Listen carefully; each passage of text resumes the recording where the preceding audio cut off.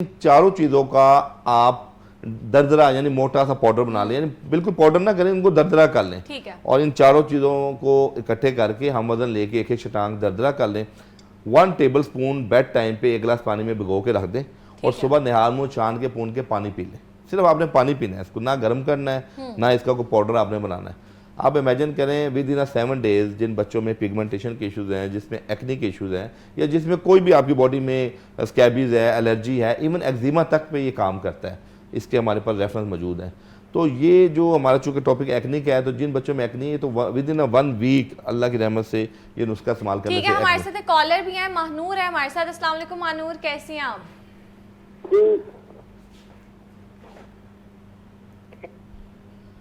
जी महानूर, आवाज आ रही है आपको मेरी?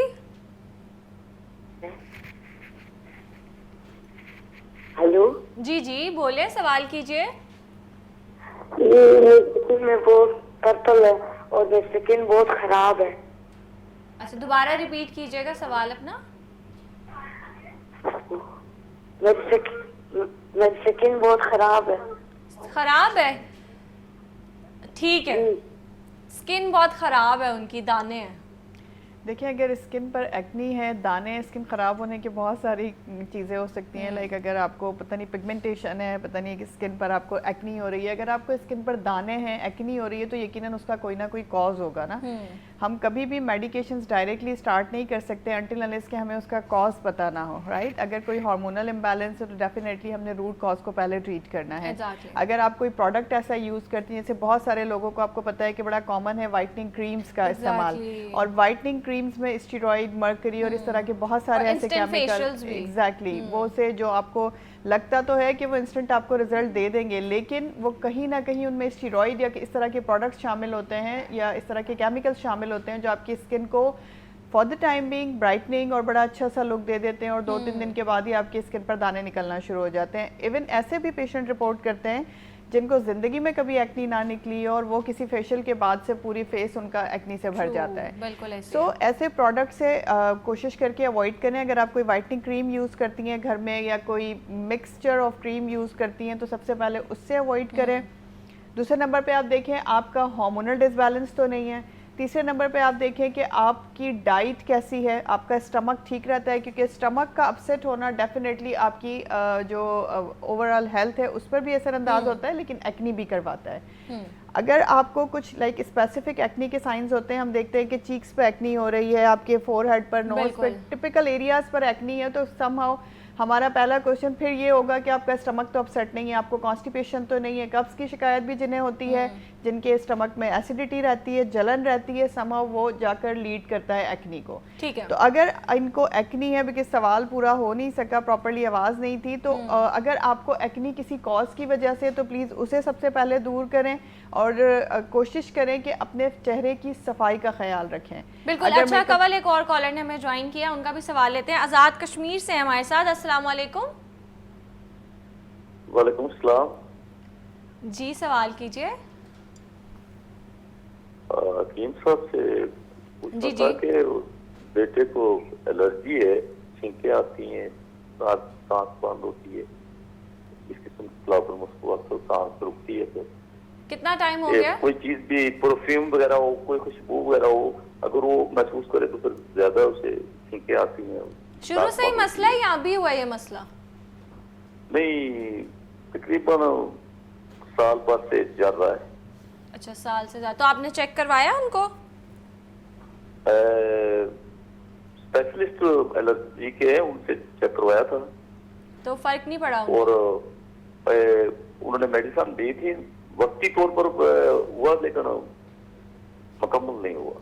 ठीक है जी। बेसिकली इन्होंने बताया कि स्नीजिंग का इशू है, बच्चों को छींकें बहुत आती हैं। अच्छा, इसका ताल्लुक हमारे इम्यून सिस्टम से है। हमारा इम्यून सिस्टम जब वीक होता है तो उस सूरत में हमें छींकें भी आती हैं और फ्लू भी होता है और साइनसाइटिस के इशूज़ भी उसमें बाद पर एग्रीवेट होते हैं। अच्छा, इसका एक तो ये कि बच्चे को कोशिश करें कि जो भी जिंक का मुरक्कब है, B12 जो है, ये ज़्यादा से ज़्यादा दिया जाए। और दूसरे नंबर पे हमारी तिब के अंदर 2-3 चीज़ें हैं जो नाश्ते में बच्चा जो भी नाश्ता करे, 7-8 बादाम, 7-8 सोगी जिसको हम देसी किशमिश कहते हैं, और उसके साथ अगर काली मिर्च बच्चा चबा सकता है, बड़ा बच्चा है अगर टीन एज का, तो ये बेहतरीन चीज़ है, ये इंशाल्लाह कुछ दिन बच्चा लेगा, इम्यूनिटी इन्हांस होगी। और तिब के अंदर हमारे ना 4 इंग्रेडिएंट्स हैं, जिसमें हल्दी, मुलट्ठी, सौंफ और कुटशीरी, इन चारों को हम वज़न लेके हाफ ऑफ टी स्पून अगर तो बच्चा आपका 10 साल से छोटा है, चूँकि एज आपने नहीं बताई, 1/4 of teaspoon BD dose में उसे दें। और अगर बच्चा 10 साल से बड़ा है तो half of tea spoon 2 times या 3 टाइम्स उसको दें पानी के साथ। और तीसरे नंबर पे शहद का इस्तेमाल, नबी मेहरबान ने फरमाया कि जो शख्स महीने में 3 दिन सुबह निहार मुँह शहद चाट लेगा तो वो पूरा महीना मूजी अमराज से बचा रहेगा। तो ये मूजी अमराज इन्हीं शक्लों में हमारे पास आते हैं।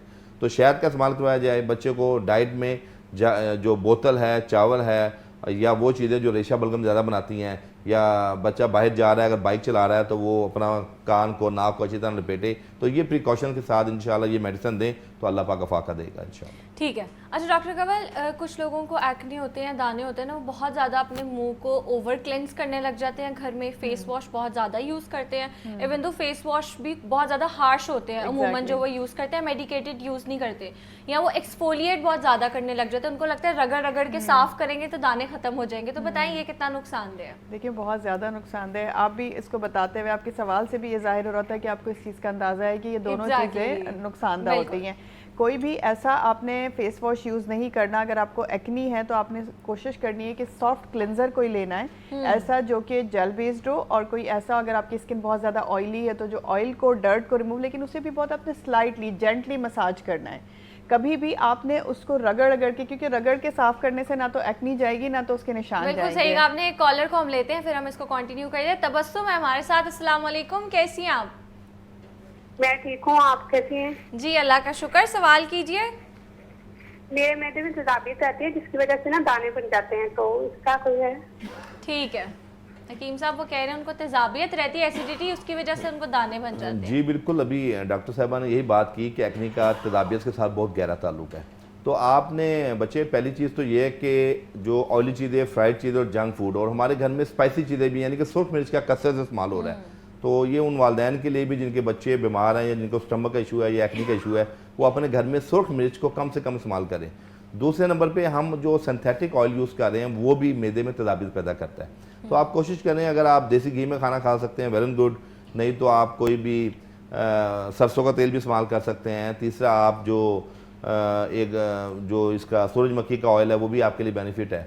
और दूसरे आखिर में ये कि आप एसिडिटी के लिए जो मैंने नुस्खा अभी बताया है कि बल्कि आप इसमें अमेंडमेंट्स कर लें, ज़ीरा सफ़ेद रात सोते हुए और सौंफ, इन दोनों चीज़ों को रात को आधे गिलास पानी में आधा आधा चम्मच भिगो के रख दें, सुबह उसको छान के भून के पी लें, तो पूरा दिन आपको जो हार्ट बर्निंग होती है या जो एसिडिटी होती है वो, या गैस होती है, ब्लोटिंग होती है, वो इंशाल्लाह से ठीक होगी।